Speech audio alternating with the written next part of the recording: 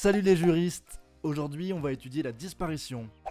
Dans cet arrêt, la Cour de cassation précise ce qu'elle entend par des circonstances de nature à mettre la vie d'une personne en danger dans l'arrêt de première chambre civile du 14 mars 1995. Avant toute chose, sache que nous traitons sur la chaîne de nombreux arrêts et ce chaque lundi, donc n'hésite pas à t'abonner. Les faits sont les suivants.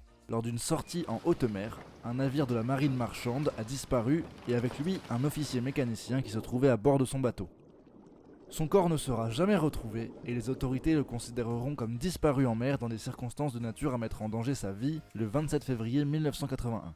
En 1985, son corps n'ayant toujours pas réapparu, son décès va être prononcé par un jugement déclaratif du 20 décembre. Contestant ce jugement, les parents du disparu vont saisir la cour d'appel pour s'opposer à ce que leur fils soit déclaré décédé, puisqu'aucun corps n'avait été découvert. Déboutés de leur demande par la cour d'appel, ils formèrent un pourvoi en cassation. Le fait de disparaître dans des circonstances de nature à mettre sa vie en danger peut-il entraîner la déclaration d'un décès ? Selon l'article 78 du Code civil, à la mort d'une personne, son acte de décès doit être dressé par un officier de l'état civil.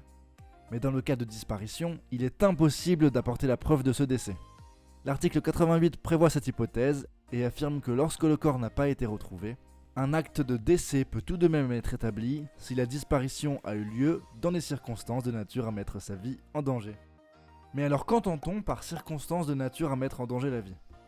Cette notion au contour flou va faire l'objet d'une précision par les juges de la Cour de cassation qui vont énoncer un certain nombre d'événements susceptibles de constituer des circonstances de nature à mettre en danger la vie d'une personne.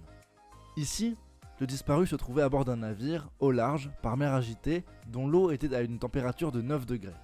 Selon la Cour de cassation, ces éléments constituent bien des circonstances de nature à mettre la vie d'une personne en danger, justifiant la déclaration du décès de la personne disparue.